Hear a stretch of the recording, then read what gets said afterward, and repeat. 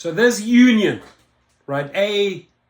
You cut your ties with them. This union worked with Uber, literally stabbed drivers in their back, right? To ensure that the Ontario government in Canada would not classify gig workers as employees, documents show. So selling the drivers on one thing and then going around the back and stabbing, you cut ties with them. In fact, you all get together and you sue them, period, right? The United Food and Commercial Workers, cut ties with them. They are stabbing you in your back. The United Food and Commercial Workers, one of Canada's most prominent private sector unions. What do? They take money from Uber and stab the drivers in the back. They work closely with representatives from Uber Technologies, Inc. to ensure that app-based drivers and delivery workers in Ontario would not be granted employee status, a change that would have expanded their pay and benefits. So to screw over drivers' pay and benefits, what did they do? They worked with Uber and they sold the drivers a completely different story.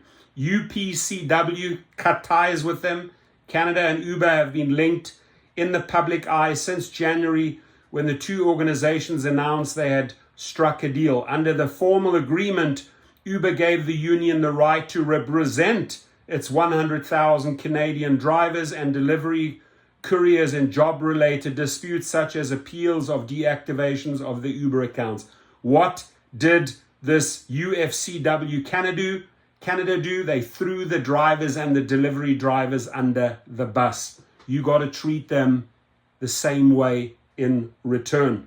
But hundreds of pages of emails and reports obtained by the Globe and Mail through Freedom of Information requests to Ontario's Ministry of Labour show that the union's partnership with Uber went far beyond what the two organizations disclosed publicly. This is how underhanded, this is how corrupt Uber and this union, the UFCW of Canada, are, right? They work together to influence the wording of the province's Digital Platinum Workers' Rights Act, which was passed earlier this year. The new law provides some protections to gig workers, but denies them the full suite of benefits that would be their due if they had formal employment. Uber and the UFCW say their deal protects gig workers' ability to work on their own schedules as much or as little as they want. But labor experts say it's unusual for a union to coordinate to this degree with a large employer, especially one like Uber. Shame on you.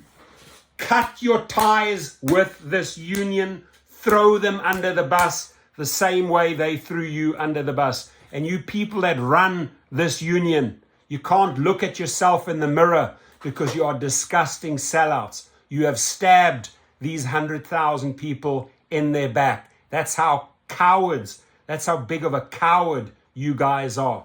Shame on Uber and shame on the UFCW of Canada.